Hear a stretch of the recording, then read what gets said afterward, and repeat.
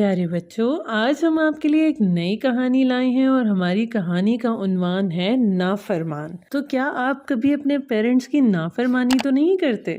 یہ کہانی ہے ایک ایسے بچے کی جس نے نافرمانی کی اور پھر اسے سزا ملی۔ تو چلیں شروع کرتے ہیں۔ تو پیارے بچوں، ایک دفعہ کا ذکر ہے کہ سمی اور سمیر دو بھائی تھے۔ ان کی نانی کا گھر قریب ہی جنگل میں تھا اور وہ ہر سال چھٹیاں اپنی نانی اماں کے گھر گزارنے کے لیے 1 ماہ کے لیے جایا کرتے تھے۔ نانی اماں انہیں دیکھ کر بہت خوش ہوتی، مگر جب وہ بے وقت گھر سے باہر نکل جاتے تو نانی اماں بے حد پریشان ہوتی۔ اب نانی اماں نے انہیں سختی سے باہر جانے سے منع کیا تھا، کیونکہ جنگل قریب تھا اور دونوں جنگل کا ہی رخ کرتے تھے۔ نانی اماں کو یہ ڈر لگتا کہ کہیں کوئی جنگلی جانور ان کو نقصان نہ پہنچا دے، لیکن سمی اور سمیر نانی اماں کی بات کو اہمیت نہ دیتے اور شام کے وقت چپکے سے نکل جاتے اور جنگل میں جا پہنچتے۔ آج کیا ہوا بچوں؟ آج ہوا تیز چل رہی تھی۔ وہ دونوں خطرے سے بے خبر باتیں کرتے ہوئے جنگل کے درمیان میں پہنچ گئے۔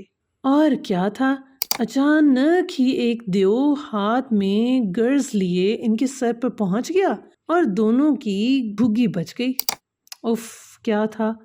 ساتھ ہی ساتھ دیو نے ایک زور کا قہقہا لگایا جس کی آواز سے آس پاس کے جانور بھی بھاگ کھڑے ہوئے، پرندے اڑ گئے اور سمی اور سمیر کی تو خوف سے بری حالت ہو گئی۔ انہیں نانی اماں کی نصیحتیں یاد آنے لگیں۔ اب کیا تھا بچوں، اب تو کچھ ہو بھی نہیں سکتا تھا اور انہیں اپنی نافرمانی کی سزا ملنی تھی۔ سمی، سمیر، کہاں ہو تم دونوں؟ نانی اماں پڑوس کے لڑکے کے ساتھ لالٹین کے ساتھ جنگل میں دونوں کو تلاش کر رہی تھی۔